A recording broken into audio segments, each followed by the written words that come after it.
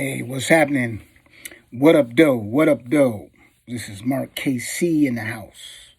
What up, though? 2023. 2023. This is Mark Casey in the house. What up, though? What up, though? East side, west side, the best side, southwest. What up, though? Check it out. Let's talk about the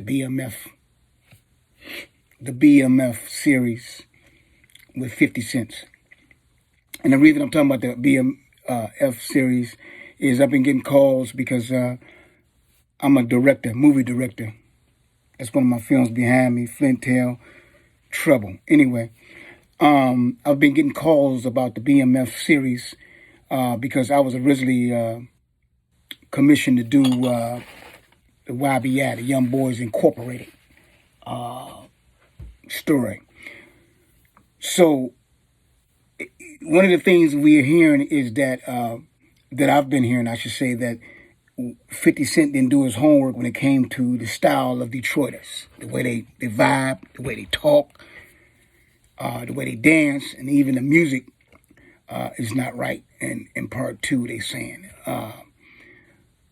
I watched, the first series. It was okay because it deals with the youth of Big Meech. Obviously, I'm born and raised in the Detroit. See how I said Detroit, okay?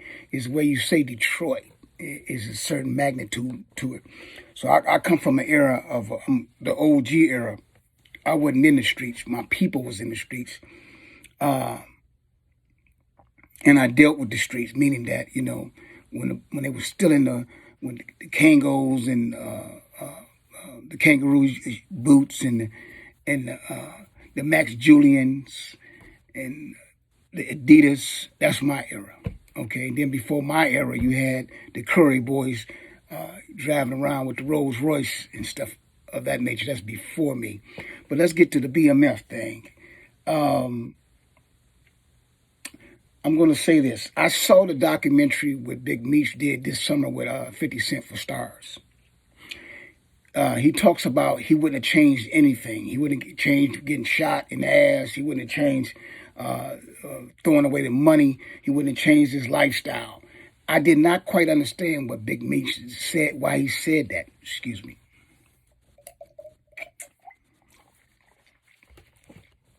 You're giving up 30 years of your life and you don't regret anything? I say it again. You're giving up 30 years of your life and you don't regret anything? You didn't get to raise your son. You didn't get to be with your baby mama.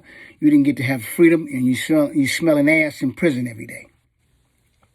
It's nowhere in God's earth you're going to say to me or say to the cameras, I wouldn't change nothing that I did. This is what Big Meech said on the documentary that's on Stars that 50 did. Now, the rumor, what I'm hearing is, I'm not even going to tell you my point of view about BMF, but they're saying 50 didn't know what he was doing. He should have done his research, but it's not really 50's fault. It's the guy, Huggins, I think it is, or Higgins. Correct me if you know wrong. He's from Detroit. He the one is really doing this project with 50. He's from the D. I don't know him personally, but I heard of him. I seen him a couple of texts. He didn't respond. To let him know I'm in, I fly back and forth. I'm in the D quite a bit when it comes to business. But you can't really do Hollywood movies unless you're in LA. So that's why I'm mainly based at, besides my travels. But in saying all that, I just wanted to say that don't glorify this stuff by saying I wouldn't change. When I went to film school, one of the things that we saw was a movie about a gangster, and the gangster, his name gonna come to me, but it doesn't matter. The gangster was about to get electrocuted, and he was a strong guy. And the preacher came to him and said, hey, you got people watching you and hearing you. Is this the way you're going to go out strong? He went out crying and being a certain way to scare the next generation of white Italians not to follow that, to be executed. So I'm saying to Big Meech directly, By saying that you wouldn't change nothing, it's telling the young kids that's on the streets of Grand River, Finkel, Mack and Bewick, East 7 Mile, Koenig, I'm naming east side spots as well. Greenfield on the west side. You telling folks that it's okay to sell drugs, and maybe one day you get your name in glory. That's normally not the case. You just happen to be blessed, I'm gonna say, that somebody like Rick Ross came out talking about, Larry Hoover, Big Meech.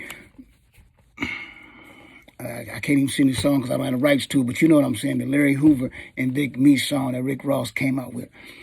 Now, in saying all that, don't glorify this stuff. When y'all watching this BMF, don't glorify it.